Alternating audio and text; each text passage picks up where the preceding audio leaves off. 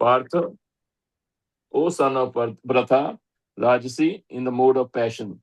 O son of Pratha, that understanding which cannot distinguish between religion and irreligion, between action that should be done and action that should not be done, is in the mode of passion. Hare Krishna. Right.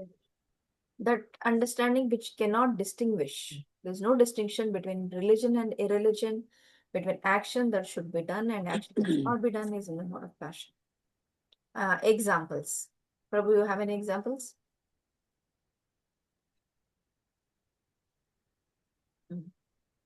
In the mode of passion, we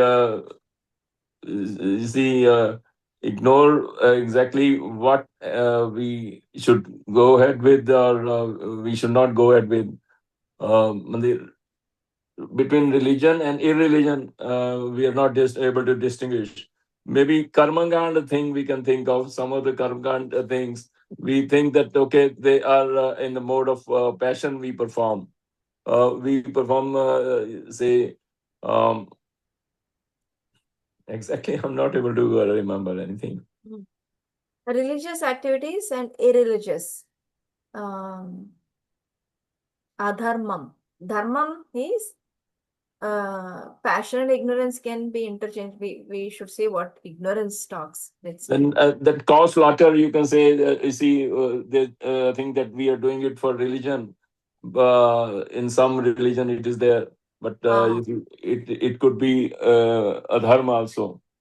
Yeah, the next verse in the Tamasi, it says, irreligion to be religion and religion to be religion. Like cow slaughter is a religious activity.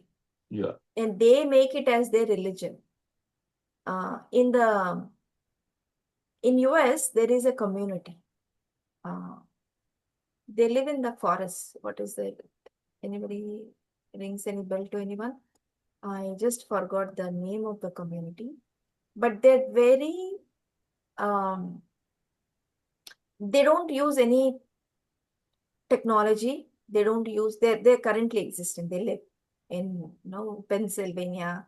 I've seen those people. They also dress up. They ride horse ridings. They go on horse ridings. They um, we use very minimal electricity. Cooking also very minimal. They mostly use the sun and the natural energies, which is all fine. They don't send their children mostly to the um, cities so they can get educated, because they want to keep them in their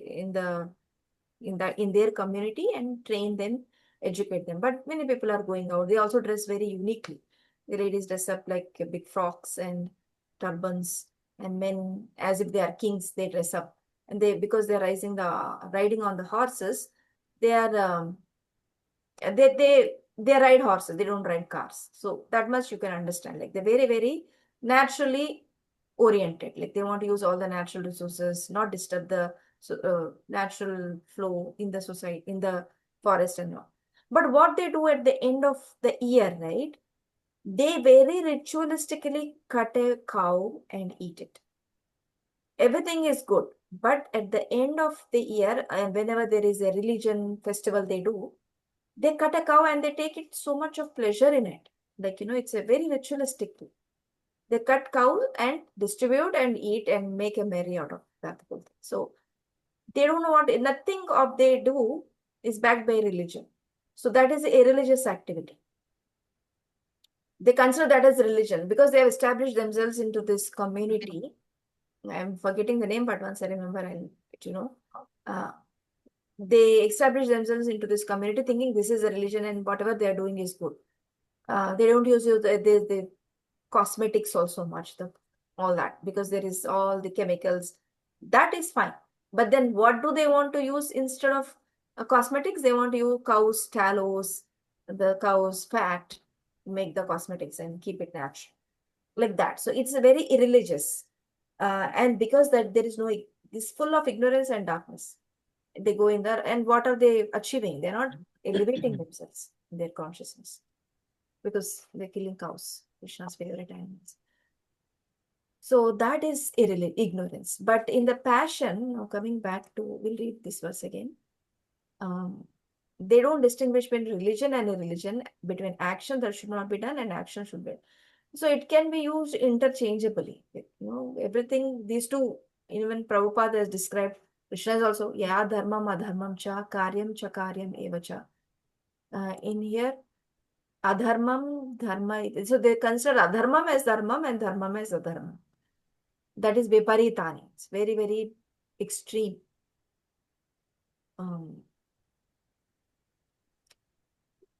Yeah. So you can understand, right? Passion is something that they don't have to do, but they do it, thinking that it is they don't distinguish like between religion and religion, action and action in the passion. Prabhupada didn't write a lot as a purport.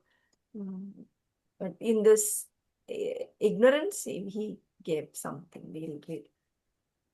Gauri Mataji, you want to read this verse and purport? Adharmam dharmam iti ya manyate tamasavruta sarvarthan viparitamscha buddhi sa partha tamasi. Synonyms: adharmam, irreligion; dharmam, religion; iti, thus; ya, which; manyate, thinks; tamasa, by illusion; avruta, covered; swa-arthan, of all things; viparitan, in the wrong direction; cha, also; buddhi, intelligence; sa, that; partha, O son of Pritha; tamasi, in the mode of ignorance. Translation: that understanding which considers irreligion to be religion and religion to be irreligion under the spell of illusion and darkness and strives away in the wrong direction, O Partha, is in the mode of ignorance. Purport: intelligence in the mode of ignorance is always working the opposite of the way it should. It accepts religions which are not actually religions and rejects actual religion. Men in ignorance understand a great soul to be a common man and accept a common man as a great soul. They think truth to be untruth and accept untruth as truth. In all activities, they simply take the wrong path. Therefore, their intelligence is in the mode of ignorance. So one example we heard of these people. Yeah. Yeah, I mean, just thinking about like when back in India, people worship film actors. Yeah, they build temples to Aarti. Yeah, they think he's a great man. Yeah, the great man's definition is if he is rich, he's a great man. Very respectable man. Respect is only determined because of their wealth, not because of their character. So they understand him to be and common and a great man. And a common man is a great soul, and great soul as a common man. So ordinary people, they accept them as great souls because they are rich or anything, and really good people and really great people, they think them, they have some biases towards them. Right. They think truth to be untruth and accept untruth as truth. Yeah, whoever tells, some guy tells them that they accept. But what scripture is telling, what Bhagavad Gita, which is accessible by everyone, it is telling they don't consider that. Such are the activities in the mode of ignorance. Valentina, please read. Text 33. धृत्या यया धारयते मनः प्राणेन्द्रियक्रियाः योगेनाव्याभिचारिण्या धृतिः च पार्थ सात्विकी. Synonyms: dhritya, determination; yaya, by which; dharayate, one sustains; manaha, of the mind; prana, life; indriya, and senses; kriyaha, the activities; yogena, by yoga practice; avyabhicharinya, without any break; dhritihi, determination; cha, sa, that; partha, O son of Pritha; satviki, in the mode of goodness. Translation: O son of Pritha, that determination which is unbreakable, which is situated with steadfastness by yoga practice, and which thus controls the activities of the mind, life, and the senses, is determination in the mode of goodness. Perfect. Yoga is a means to understand that supreme soul, understand the supreme soul. One who is steadily fixed in the supreme soul with determination, concentrating one's mind, life, and sensory activities on the supreme, engages in Krishna consciousness. That sort of determination is in the mode of goodness. The word avyabhicharinya is very significant, for it indicates that persons who are engaged in Krishna consciousness are never deviated by any other activity. Hare Krishna. So determination. This point is determination. Earlier was intelligence, now it is determination, which is unbreakable and which is sustained with steadfastness by yoga practice, and thus which controls the activities of the mind, life, and senses, is determination of goodness. Yoga is a means to understand the Supreme Soul. One who is steadily fixed in the Supreme Soul with determination, concentrating one's mind and sensory Krishna consciousness. This sort of determination is a sort of goodness. That avyabhicharinya is very significant. Avyabhichari means without having second thought. Vyabhichari means deviated, like this or that. Should I do that? This, anything else, something else, like that. That is avyabhichari. Avyabhichari is undivided. So Krishna is saying in this verse, Yogena avyabhicharinya. Avyabhichari is like without constant, like without any deviation. So that yoga with is constant, not losing its not stopping it because of any external reasons. The determination that is in the mode of goodness. Like we can give examples like we do certain things regularly, but because of some external factors, if we have to drop it, then that is a deviation, right? But in all the circumstances, we strive to it, being determined to do it. So we can see some exalted devotees who actually practice that. Even though the external factors are very, very hard for them to continue or they are doing their practices, yet still they continue to do. Like from the scriptures, Sanatana Goswami from Chaitanya Charitamrita. Anybody knows Sanatana Goswami? Prabhu and Mataji you might know, but others. Gauri Mataji, Malati Mataji, Veena Mataji. Yes, Mataji. You know Gauri Mataji? Yeah, I know that What? like You was heard. determined. You heard, I mean to Yeah. say. Veena Mataji, Manati Mataji. No, Mataji, I don't know. Did you hear? No. I don't know. No. Okay. There are 6 Goswamis in Vrindavan. Chaitanya Mahaprabhu, everyone knows, right? Gauranga, Nityananda. Gauranga's associates. Their associates, his Mahaprabhu's disciples, basically. Associates followed him. There are 6 Goswamis. Out of this, Rupa Sanatana, Raghunath Das, Gopal Bhatta, and Jiva Goswami, and Raghunatha Dasa Goswami. So these are the 6 Goswamis. They are called as 6 Goswamis of Vrindavan. In our altar, we don't put it in IM, but if you go to any other altar in ISKCON, devotees or temple, you'll see 6 people standing. They are 6 Goswamis. They are the ones who are the basis for our movement. Our script, this Bhagavad Gita is spoken by Krishna, but the other scriptures that we have, the basis for our movement that Srila Prabhupada started is based on those teachings of these 6 Goswamis. Most important ones are Rupa Goswami and Sanatana Goswami. Rupa Goswami, we stay his prayer in the beginning. Sri Chaitanya Manobhishtam Sthapitam Yena, what is that? Sri Chaitanya Manobhishtam Sthapitam Yena Bhutale Swayam Rupa Kadamayam. That Rupa is Rupa Goswami, under whose direction this movement is working. This Krishna consciousness movement is happening under the direction of Sri Rupa Goswami. So that is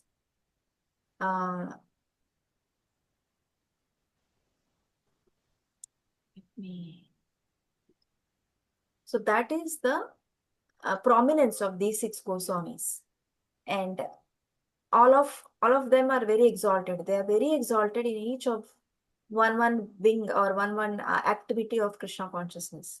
Out of the so many Navavidha bhaktis we have, some are very famous for some and so on. So they have been given some services by Chaitanya Mahaprabhu himself to do this propagation of Krishna consciousness movement for the future generations. So our movement is based on the teachings of Sri Rupa Goswami.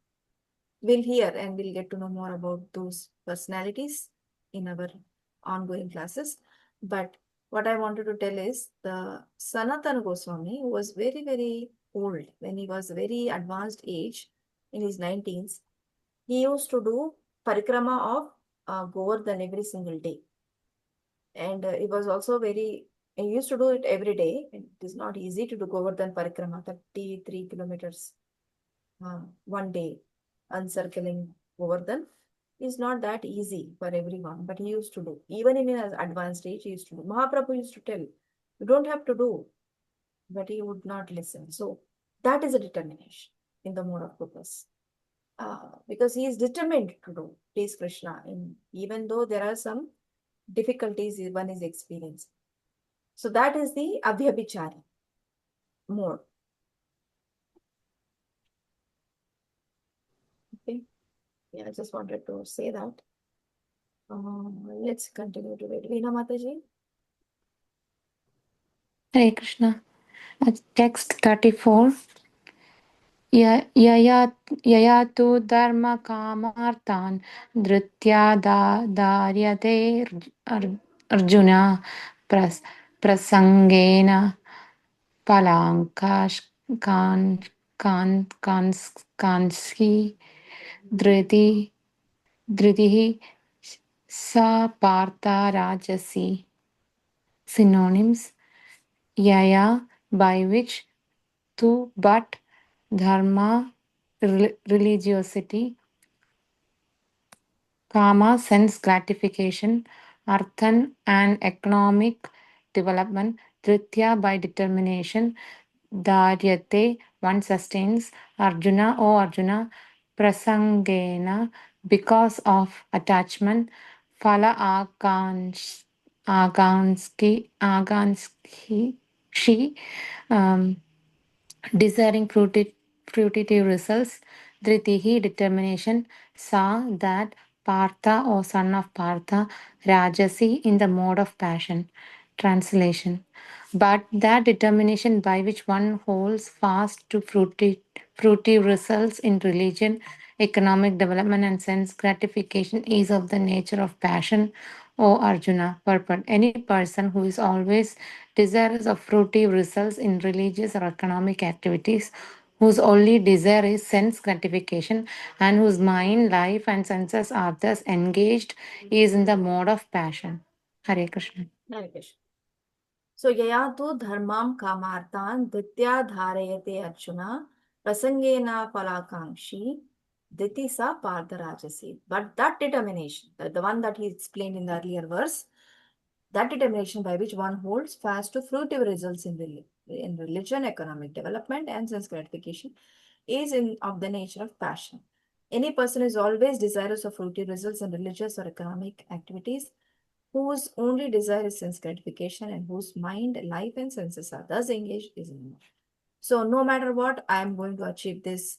Even if it is, I have to go against so many difficulties, because there is some religion benefit I'm getting, there is some wealth I'm going to secure, and there is some gratification that I will enjoy. If these are the reasons for one to become steadfast to do what they're doing, that is in the mode of passion. That's what Krishna is telling. But there are duties for the children, and each one has their duties, right? In every ashram, there are duties. Students have to study, no matter, because that is their dharma. And each ashrama has their dharma to do. So if one is holding on to do their dharma, that is not passion. If student is studying, putting all their efforts to study hard to secure whatever they are supposed to, because that is what their ashrama tells them to do that better in that activity of study. So if they are able to become determined and do it, that is not fruitive action. It is goodness in one sense. But if you need to understand again, everything should be backed up by scripture. Student life is backed up by scripture, but what they study definitely is another thing.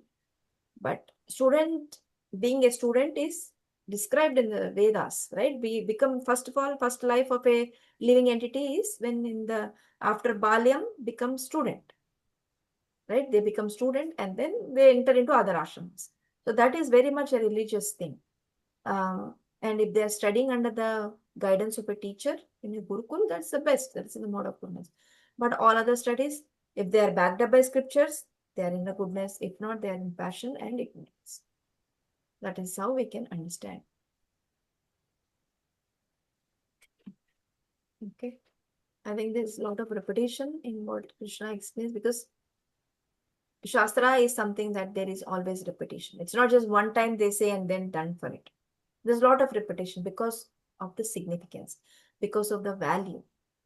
For everything, if you just say it once, already people have less attention. Already people have low memory. First of all, they're not interested. They don't have time. Very distracted. If you just say it once and leave it, how much will it be retained? Right? It's not possible we cannot expect them to retain that. But that is why Shastra, because it is important that we need to keep hearing it repeatedly. That is why Shastra is mostly repetitive. In different angles, it comes up. From this angle and that angle, bringing the same point home, but in different angles. So that's why there is repetition, and that's fine. Anyone wants to wait? Last verse. यया स्वप्नं भयं शोकं विषादं मदमेव च न विमुच्यति दुर्मेधा धृति सा पार्थ तामसी.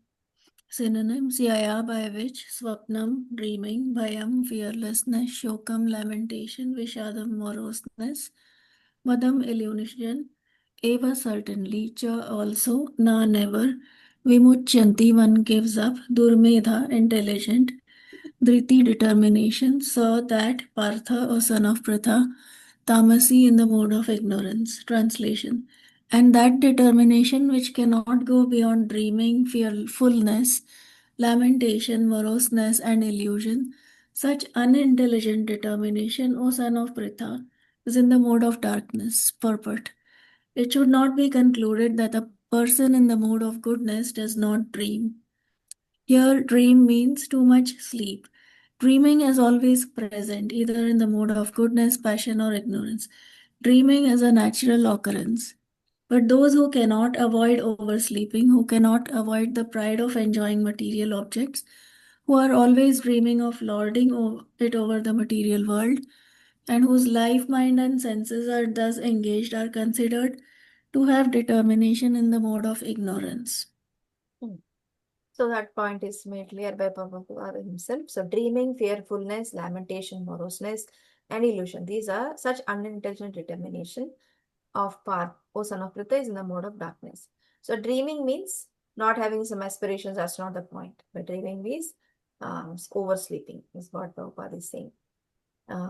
Dreaming either in the mode of goodness, passion, ignorance. Dreaming is always a natural occurrence, right? You dream because you have an aspiration, and you will see that in your dreams, what you are aspiring in the mode of goodness. Similarly, passion and ignorance, everyone will have dreams. But oversleeping and daydreaming, those things are not in the mode of goodness. They are in the mode of ignorance, darkness. And also, like, aspiring. Dreaming means you can aspire, aspirations, like lord it over material nature. And for that reason, engage all your body, mind, and soul are considered to have in the mode of ignorance. Yeah. So next verse will be again in the same section. some more details. Happiness. So far we learned intelligence and determination. And now we're going to talk about happiness, that we will see from next session. 36 onwards. I think we should cover this section completely next week and go to the next section. Anybody has any questions? Or comments?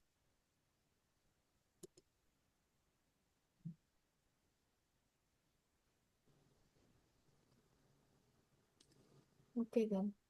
Hare Krishna Mataji. Hare Krishna Mataji. Yeah. Sorry, joined late. Okay. This Saturday, upcoming Saturdays, we're going to chant 32 rounds plus or any number. That is the target, 32. But you can chant any number that is little extra than what you are doing. And we'll post that in our group for the inspiration for all of us. Sure, ma'am. Yeah. Okay, so we'll meet next week. वाचन पावने के वैष्णव नमो नमः अनंत कोटि वैष्णव वृंद की जय. Prabhupada ki jai. Jai.